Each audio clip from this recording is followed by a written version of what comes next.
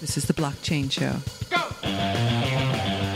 The Blockchain Show is a podcast that demystifies cryptocurrency and distributed ledger technology. Hello, blockchain fans. It's me, Ian, back again with another slice of blockchain fun and games. And we've got Mark back on the podcast. How are you, Mark? Yeah, back once again with the Renegade Master. Yeah, it's me. Hello, Mark here in sunny London. Sunny London. I'm in Orlando and it's cloudy over here. Are you doing references to 90s trip-hop now? There might be. Might be. 3 is the magic number. 3 is always the magic number, absolutely. If you don't know what Mark's talking about, then please Twitter us and we will explain more. But Mark, why are you wearing a spotty shirt to work? Tell me more about this change in their fashion. I work for a travel company, so it's all really casual. You know, the only thing they don't say is wear, flip-flops or thongs, depending on where you're coming from, or not thongs, depending on where you're coming from. Don't wear flip-flops and low-cut tops or high-cut shorts, and then you can wear anything, really. Okay, brilliant mental image for me there. Thank you for that. Yeah. You've seen me in my hot pants, haven't you? I prefer to try and erase that thought from my memory, Mark. But you'd do anything for $5, wouldn't you? Do it twice for 10. I went. Yeah, please. Our listeners might be driving their Audi A4 down the road at the moment. We don't want to distract them. Anyway, thank you so much for downloading. This podcast should be quite interesting. And without further ado, let me hand you over to one of our guests today. This is Josh, and Josh is going to tell you all about his latest endeavors. Josh, welcome to the show. It's great to be on. Thanks for having me. So it's definitely El-Ex-Dee-Ex, not LXDX then. We prefer not to call it LXDX. Yeah, okay, good. That's probably a good idea. Start off on a strong foot there. Strong foot. Thanks, Mark. No problem. And that's the voice of Will as well from the same company. So, Josh, would you like to tell us all about what you're doing? I'll certainly tell you a little bit about what we're doing. LXDX is an exchange. It's born out of our vision of kind of what's missing in the crypto ecosystem and what we need to put in place for crypto markets to really scale. And I guess scale is really sort of the operative noun verb. We're the crypto derivatives exchange, and derivatives are really central to what we do, but we're also sort of designed to bring any user, all users, access to deep institutional liquidity with products that are just not available for trade anywhere else. And we come at this with a team who both loves and knows deeply exchange technology. And accordingly, we deliver the reliability and performance you'd get on a modern exchange in traditional markets. Which what that means to users is, we don't crash and that we can handle massive amounts of orders and assets at very, very low latencies. Right. Awesome. So it's all about the user. You're all about the user experience. You're trying to meet a need, meet the scale that either is there now or that you think will be there over the coming years, right? That's it exactly. I think that crypto markets are still nascent and volumes in the grand scheme of things are still quite small. Last night, I think yesterday, Apple stock traded almost the same volume as all of crypto. So, this is still a small market, but as the number of tokens grows and as allocations shift into crypto, we'll see more and more trading, and we need platforms that can handle the coming volumes. Okay, that sounds good, and it sounds exactly what we need because blockchain has had that reputation of being slightly slow. But how can you guarantee performance as you grow as an organization and grow with this technology platform? So I think that one of the things that separates us from a lot of the other platforms out there is, one, that we're a bunch of guys who come from high frequency trading, understand low latency technologies quite well. And we're really the only guys out there who are doing it with, our own data centers as opposed to being done in cloud. And so the nice thing about doing things in your own data center is you can draw a network diagram and you can reason with the engineers about the performance and reliability characteristics. When you do things in AWS, you have no idea. You just draw a little puffy cloud and put a question mark in it. And when things break, you hope that Amazon will help you with your problems, but you have no real explicit knowledge about how the things work. Yeah. So with your history, how much difference does latency make to trading financially?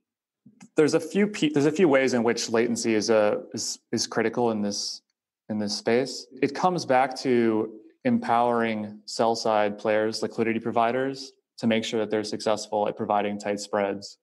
If I try and sell you something for a price of 10 and I'm unable to cancel my order, and I no longer want to sell it to you for a price of 10, I instead wanted to sell it for a price of 12, I'm not able to capture my intentions in the market as a liquidity provider. And that leads to worse risk-adjusted returns for my business. And that means that I have to pass on those costs to you, my counterparty. And so by building a platform where market makers can be optimally successful, where they can move around orders quickly and provide good markets, we build a deeper liquidity pool, and that facilitates better prices for retail, and it also facilitates a way for institutions to come to a platform and find meaningful liquidity to trade businesses that have actual capacity. So who's your typical customer? Is this a large organization, or is this somebody sitting in their bedroom doing a bit of trading? We think that the primary customers on the platform are going to be retail, actually. I think that derivatives are missing in the space, and I think that there's a great need for you to be able to take specific risks in this market. And while in the US, retail is not heavily involved in options trading, in other parts of the world they are. And in other parts of the world, retail is heavily involved in leverage trading generally. I'm thinking specifically here like Korea and China, where those markets are heavily retail focused and very active by retail. Yeah, and I think I was reading, might have been an article on your website or maybe on your Twitter feed, how there is such a big leaning toward, or a big openness, I guess, in the Asian markets towards crypto trading, because they're kind of used to not having one great big currency anyway, like the US does, kind of like Europe sort of nearly does. But in the Asian markets, there's kind of more of a natural affinity to dealing with multiple currencies and trading between those two in a relatively, a small area of the world. Like China's quite a small place, right? But a relatively geographically local region of the world. And is that what you're seeing at the moment? Are you seeing that the Asian market's kind of running away with some of this, or is Europe and the US keeping pace, or how is it kind of behaving and performing around the world?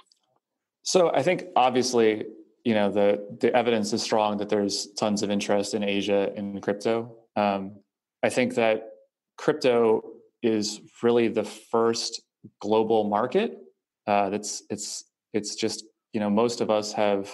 If you're sitting in London or sitting in the States, you're paying attention to your local stock market or maybe your local commodities market, and you have no idea what's going on in the rest of the world.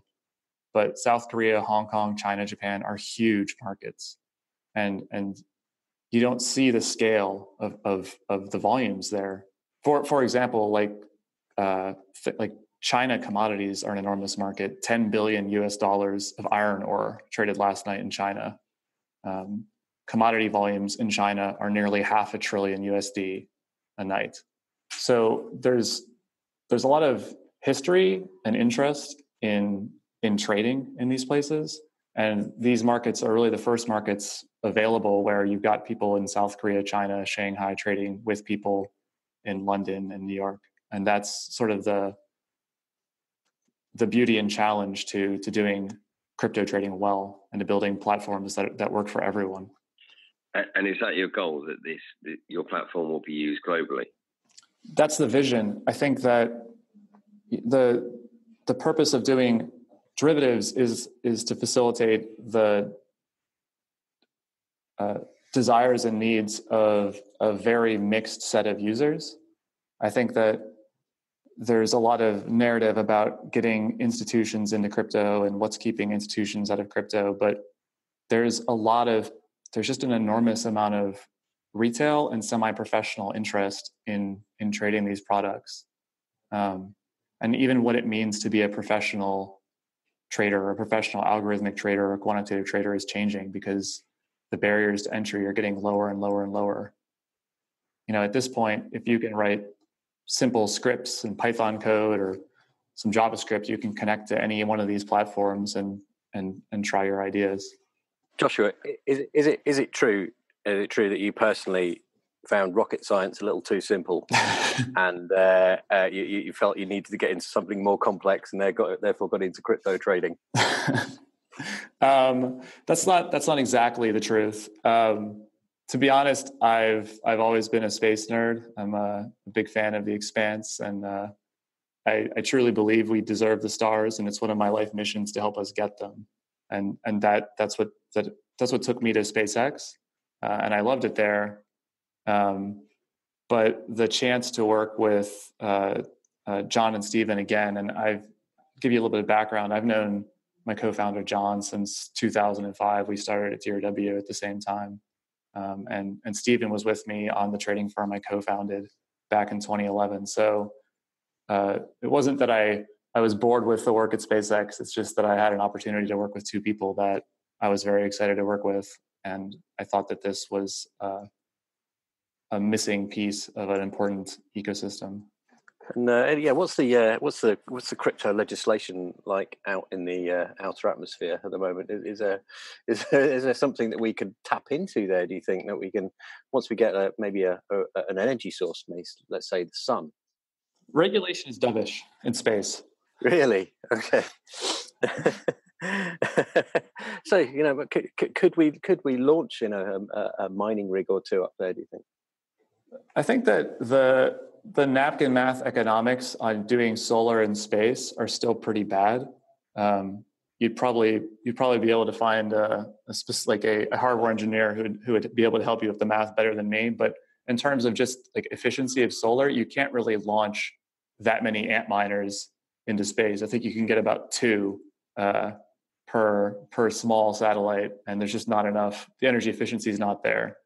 What would maybe be interesting is to get the Bitmain guys on and talk about whether you can build circuit boards that would operate in space that could not operate on Earth, just given thermal effects. But beyond my expertise. That's like Intel. I was reading about Intel, and they're actually doing quantum computing with their chips which are colder than space, which is like, how do you do that? Like, nothing's going to be colder than space, surely. That was quite interesting.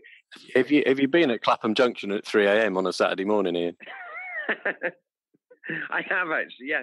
Yeah, when you're trying to get back from a concert, yeah, that's a good point. Yeah. Only a kebab will warm you up at that time in the morning. Exactly, a kebab. To our American friends, that's a gyro or euro, however you pronounce it. It's basically meat and sauce in a pita bread.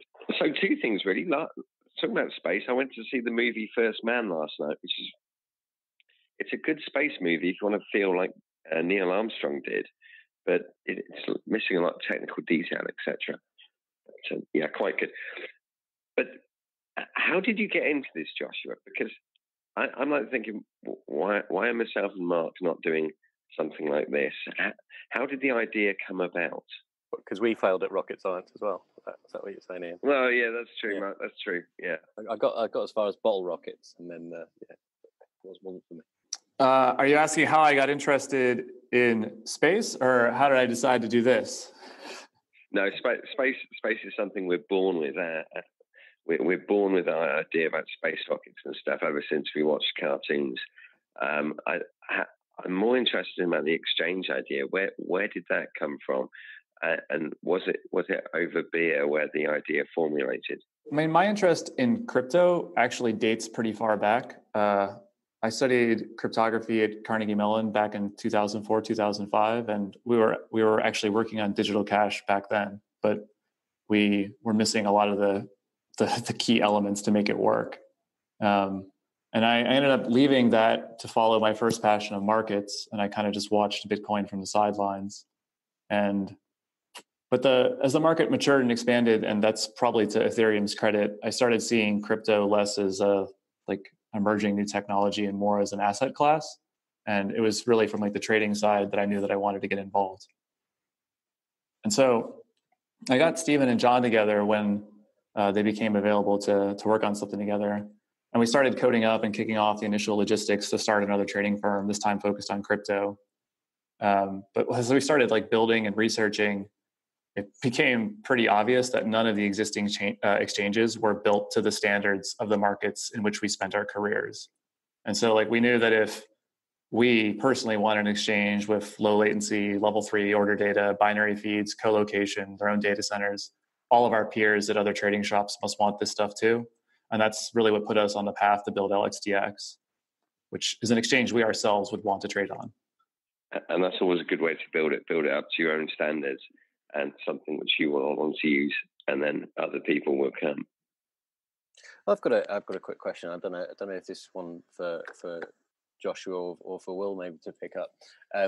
Noted again from your website, I think your I guess I don't know if it's operating base or legal entity base is in Malta. Is that correct? Yeah, that's correct. I can tell us about the Malta connection, Will, and how is crypto in Malta, which I think I understand is a burgeoning hub of crypto and blockchain interest. Of course, yeah. I mean, my primary concern on the operations side is knowing as much as possible what the future is going to hold. So stability.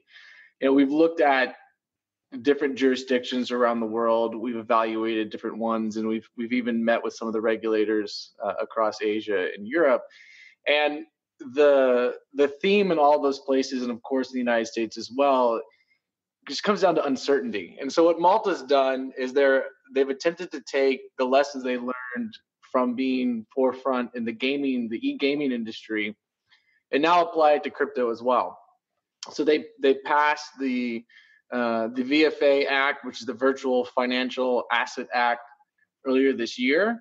And then that goes into effect actually November 1st. And what that does is it creates various licenses for operators in cryptocurrency and digital assets, specifically exchanges and brokerages, and helps lay the framework for clear rules to start implementing some of the consumer protections that you would expect from traditional capital markets. And we're enthusiastic supporters of those, and we think that it will elevate the entire space. And so we're coming on board to participate in the ecosystem that they are creating, and hopefully be able to take that elsewhere in the near future. I think this year, or over the course of this year, organizations like Binance and are starting to look at Malta as as crypto friendly, crypto and blockchain friendly location because of their regulations and their position on the regulations.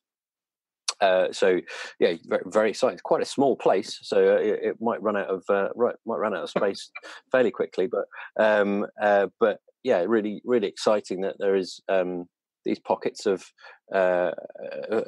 countries that are recognizing that they have an opportunity there to move quicker than maybe some of the larger, bigger, more established and more regulated countries. I personally, hope that's something that the UK can benefit from, post Brexit world, when we can maybe be a little bit more agile and not have to do everything the EU says. Or almost that's something I'm clinging on to. Maybe we can be the next. Maybe we can be the next Malta or the next Singapore, or got a few more runways I think than Malta has. Not as warm. Not as warm.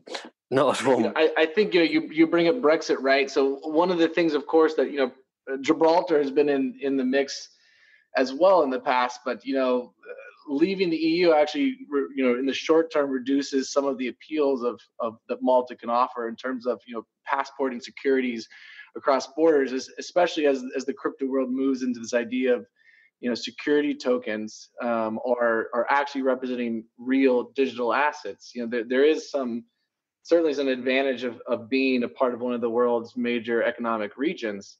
That brought us there as well. And one of the things I would just throw in, and I know I tend to talk too much, is that one thing that's really unique about Malta is you have the prime minister himself, Joseph Muscat, as well as their Her Excellency the president, who are we were in Delta Summit last week, who are giving keynotes and who are embracing this. It's not maybe a no name or an up and coming little regulator who's trying to move this through of their own regard. It's coming from the top. It's creating, so it's the support of not just the local crypto community there. You have support from the actual government entities themselves.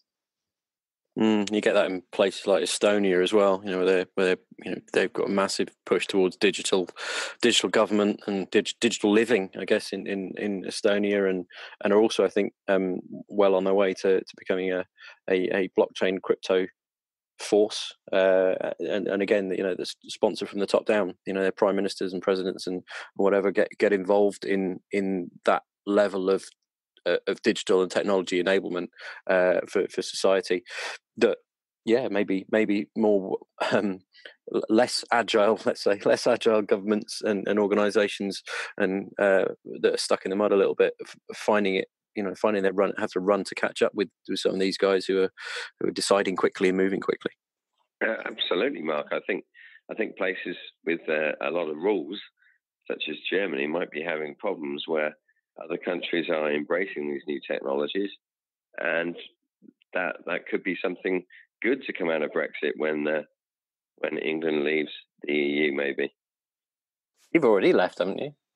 Well, did you just start early? Yeah, I started. Yeah, of course. Moving to England to America has been a great idea, especially with all the current changes. Yeah, it's great, Mark. Out of the frying pan, as they say. Yeah, well, Canada's not too far away. You're all right. Canada is the English version of America. That's how I say it.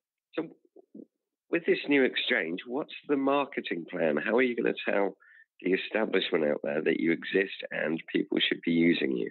Yeah, what's your roadmap? What's going on? So there's a few pieces there. I think that primarily on the liquidity provider side, we have a bunch of market makers who are already queued up to participate on the platform. And I think that given our industry backgrounds, onboarding liquidity providers is going to be very straightforward. I think that on the retail side, there's no shortcuts. Like the path forward is to continue to talk about our product, to be out there, to have advertising and marketing and awareness campaigns globally, and to get our users, to get our product to the hands of users and to show them what it can do for them. I think that derivatives are very, very powerful for this market, especially given like the market environment of the last 6 to 9 months. It's no longer you can just hold and make 10x. You've got to do more to have alpha, to have edge in these markets. And we're building a platform which allows you to take nuanced and smart risks. And so traders who want to still be able to make money even when the market's not just going up all the time are going to find optimal success of the stuff that we're giving them. Who's your biggest competitor then? That's a good question. I think that, in the space currently, BitMEX is the juggernaut. And in a lot of ways, the BitMEX products are great, truly innovative. I'm a huge fan. I've been an active user since long before they were a household name. Sure, they're a crypto household name. Yeah. I think that, I don't like auto deleveraging. I don't like socialized losses. And that's a challenge for anyone wanting to do derivatives in crypto. And we're going about all of that very differently. We don't do that stuff. We don't do everything just denominated in BTC. And it's ultimately not like we're better. It's that our visions are just different in many ways. but clearly, given their volume and success, you have to be impressed with what they've done. Yeah, no, it's great to have that. Respect of, well, I guess kind of respect of what they've achieved, but actually you want to do it your own way. You want to do what's meaningful to you, what your vision is. So yeah, that's a nice response to that. So yes, they're out there and they're a big name, but we're doing things slightly differently. So where are you with the product? What's the roadmap, and how do our listeners who are still out there, how do our listeners get involved? Sure. So you can go check out some information on our website at LXDX.co. The platform launches in December. There will be a small set of products available for launch. It's not that we can't list 500 coins and let you trade them, but we want to make sure that there's deep liquidity in the products that we launch. And because the products we launch are kind of nuanced derivatives, there's a lot of education that's needed to make sure that you understand fully the risks you're taking when trading these products, and that you understand the products you're trading. And so we're going to start with a set of 9 products, and we'll expand from there. And of the first 9 products, 6 will be an option like variants, and the other 3 will be spot pairs. Excellent. I also I think your strapline on the website, fundamentally better trading products available to everyone. I think that's a really good, clear vision. It's like, we were talking a few weeks ago about some of the challenger banks that we've got over in the UK and around the world. So I think Starling Bank over here is very new, digital mobile only bank, and their vision is to offer the best current account experience that they can. Forgetting all of the other finance products that you might typically want to do as a bank, they're focused, they're clear about what they want to do, and they want to do it the best they possibly can, which I think is very aligned to the simplicity and the elegance of your vision. You want to do those things, and you want to make them available to everybody, and they're fundamentally better. So it's really, really good to see that clarity of vision. Thank you. That's greatly appreciated. I think that we will continue. We have a roadmap of product expansion. I don't want to, reveal all of my cards, but I'll reveal that the other set of products that are very interesting to us are stablecoins. I think that stablecoins are probably the most talked about thing besides STOs this year, and there's no good place to trade stablecoins with deep liquidity. And as a place where I want people to come and be able to make specific bets, take specific risks, I want to make sure that they're able to have not just liquidity on the platform, but have liquidity coming on and off the platform. And stablecoins are a powerful enabler of that. And they have this weird problem where your stablecoin, which you really want to trade for $1, if it trades for 85 cents on some illiquid exchange because someone sold $5,000 worth of it and there's just no volume on that exchange, then the internet says that your stablecoin sucks and you lost your peg. That's not really true. It's just, there's just not liquidity in the coins. And so for these stablecoins to have meaning, and for us to really even be able to assess whether they are actually stable and whether they're good at maintaining their peg, especially for these algorithmic stablecoins, we need to have deep liquid markets where there's actually lots of people trading them. Yeah, that makes sense for sure. Fabulous. Well, it's been great talking to you both. It's certainly something which is interesting, and the fact that you guys have got such a great background should give all of our listeners a lot of faith in the fact that you've moved from rocket science to building your own platform. I like that, and you should use that more. Hi, I'd like to echo what Ian said. Really appreciate you guys coming on board. Thank you for joining us. Thank you also for sponsoring the show. You are one of our sponsors this month, and that's really appreciated. It helps us do a marginally better job week on week. I buy better shirts, and Ian buys I don't know what looks like a vaping product, but I think it apparently is a microphone. It's a combined vaping microphone, I think. For all those people still listening, it's my old microphone which I've pulled out. If you are interested, I moved to AirPods about a year ago, And this is my old microphone, I just remembered. So I had to find my little adapter for my iPhone X so I could plug it in. But this is a Shure microphone, which is studio quality. So I'm just experimenting at the moment, Mark. I think we've conclusively proven through several recordings that Ian's AirPods are no good for recording podcasts. I think that's what we've concluded. I think it's the echo. I think the echo, and that's putting people off, especially when listening. So there we go. At least we've got the sponsorship opportunity, and that means we can reinvest in the show and make it better for you lovely people listening out there. Indeed. So thanks both to Joshua and Will for joining us today. Any final words, gentlemen, before we wrap up? I just want to express my gratitude for having us on the show. It's been great. It's been a good time. It's been a pleasure. We hope that your users will come check out our platform. Yep, we'll get the links up on our podcast notes and our website. Perfect. Well, thanks, guys. Take care. Thank you very much. Will, anything from you before you go have some barbecue and probably a rodeo? It's funny you mentioned that. I appreciate all the talk and everything that we're developing here, but the ultimate culmination of crypto is going to be barbecue on the blockchain. That's I can't wait. Can I get Texas barbecue delivered to me here in London, on a blockchain? That's what I want. That's what I want. Right. Trustlessly, yes. Trustless barbecue. Yeah, I trust it came from a real cow. So I will be doing some research into barbecue on the blockchain. We have got an interesting podcast coming up soon for all those people listening. It's going to be Martial Arts Coin, and I'm going to be speaking in person to the people who set this up from their basement, and they are also doing mining. So we're going to change the perspective a little bit so that you can speak to people who have actually done this themselves from their basement, which you could be doing. So that will be coming very soon. But if you are still listening, then the phrase that pays. Mark, what is going to be the phrase that pays today? I like spotty shirts. There we go. So tweet us, please, the blockchain_show. Tweet us, I like spotty shirts. That's what the phrase is going to be this week.